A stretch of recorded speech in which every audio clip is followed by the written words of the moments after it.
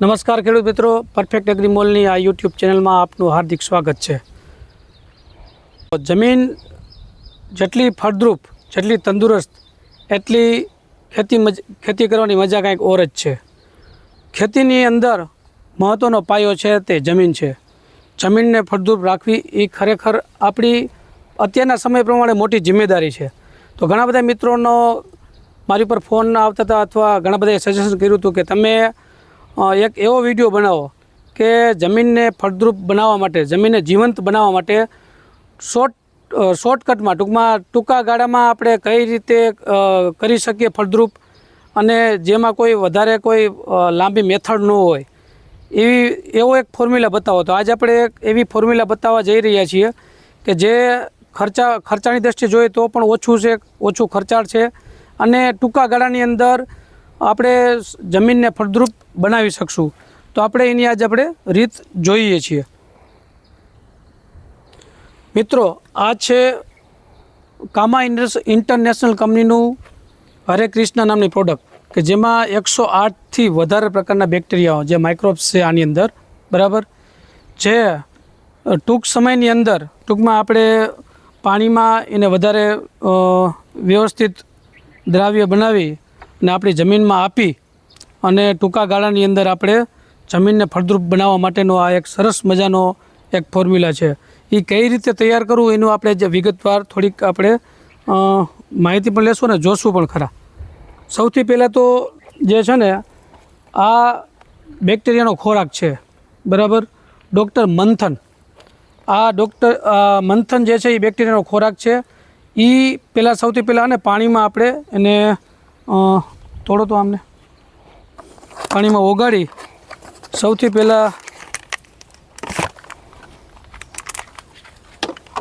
ઓની પર વળી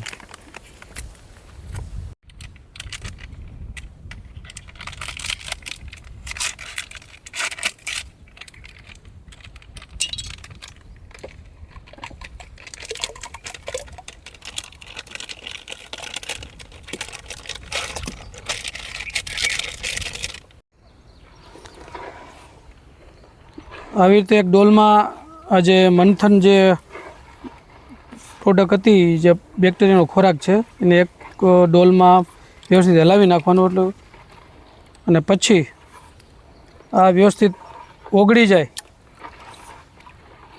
ત્યારબાદ આપણે એને બેરલમાં નાખવાનું રહેશે.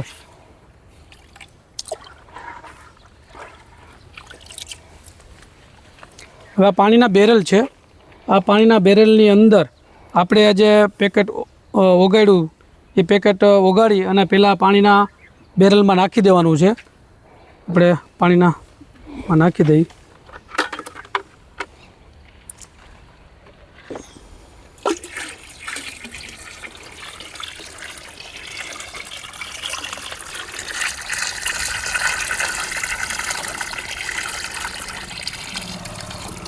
રેડી.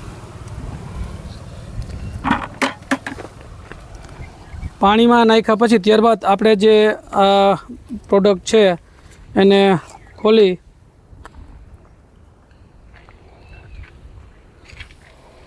એને પણ આપણે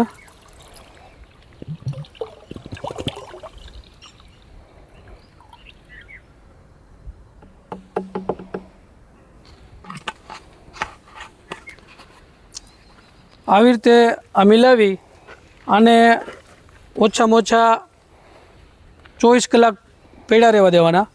24 કલાક પછી આપણે ડ્રીપ કે રેડ જે રીતે આપણે પિયત આપતા હોય એમાં એ પાણી સાથે મિશ્રણ કરી અને આપણી જમીનની અંદર પાવાથી જમીનની અંદર જે માઇક્રોબ્સનું પ્રમાણ જે ઘટી ગયું છે એ આપણે પૂરતા પ્રમાણમાં કરી શકશું.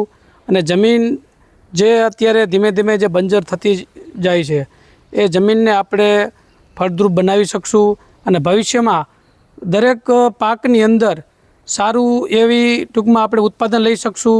છોડમાં રોગપ્રતિકારક શક્તિ ડેવલપ થશે અને જે છોડની જે વૃદ્ધિ, વિકાસ, ફાલ, ફૂલ જે ટાઈમ ટુ ટાઈમ જે થવું જોઈએ તે તમામ કાર્યો છોડ જે છે એ સમયસર એમાં થશે. કારણ કે જમીનની અંદર જેટલું ફળદ્રુપ વધારે જમીન હશે એટલું આપણે ઉત્પાદન વધારે લઈ શકશું, બરાબર.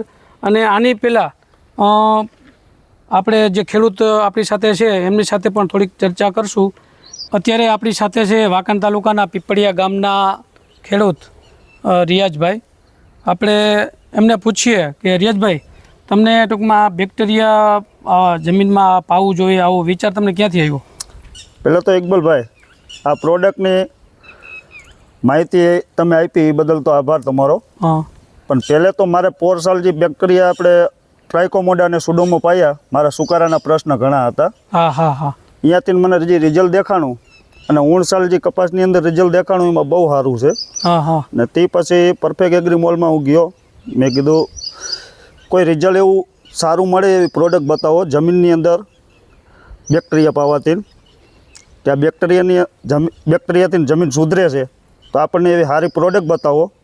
અને એ પ્રોડક્ટની અંદર કંઈક સારું અંદર રિઝલ્ટ મળે એવી પ્રોડક્ટ છે અને બહુ સારી પ્રોડક્ટ છે. અને 108 પ્રકારના અંદર બેક્ટેરિયા આવે છે અને જમીનને ફળદ્રુપ બનાવે.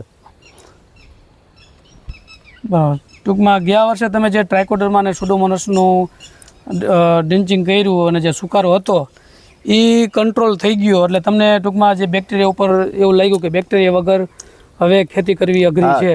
જમીનની અંદર બેક્ટેરિયા હોય તો જ જમીન હવે સક્રિય થઈ છે, નકર હવે ફળદ્રુપતા જમીનની ઘટતી જાય દિવસે દિવસે અને ડેવલપ થતી જાય જમીન. હાવ તમે આ પહેલી વાર પાવો છો કે બીજી વાર પાવો છો?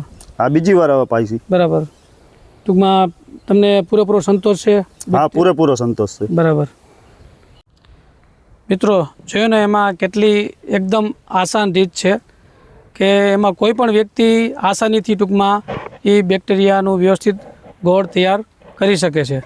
હવે બીજું મારે તમને કહેવું હતું કે જે આપણે બેક્ટેરિયાની જે બોટલ જોઈ એ બેક્ટેરિયા તો કમ્પલસરી છે, પણ સાથે આ જે આ મંથનની જે બોટલ રહી એ બેક્ટેરિયાનો ખોરાક છે. કદાચ આ આપણે તમે ન નાખો, આની જગ્યાએ તમે દેશી ગોળ કે તમે છાશ એ બેનું મિશ્રણ કરીને ટૂંકમાં નાખી દઈએ તો પણ ચાલે, એવું નથી. આ એનો ઓપ્શન છે. ટૂંકમાં તૈયાર એક બનાવેલો એક ખોરાક છે, તો આ પણ વાપરી શકીએ અથવા આપણા ઘરે દેશી ગોળ કે છાશ હોય એ પણ વાપરી શકીએ.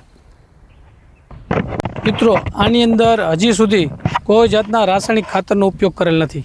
ડીએપી, યુરિયા, એનપીકે કે કોઈ વસ્તુનો આમાં ઉપયોગ કરેલ નથી. માત્ર ને માત્ર બેક્ટેરિયા તૈયાર કરી આની અંદર પિયત કરેલ છે, બરાબર. આખું ઓર્ગેનિક બીજ ઉપર આ હજી સુધી આ તૈયાર કરેલો આખો પ્લોટ છે, જે આપણે જોઈ શકીએ છીએ એની ગ્રીનરી ને બધું.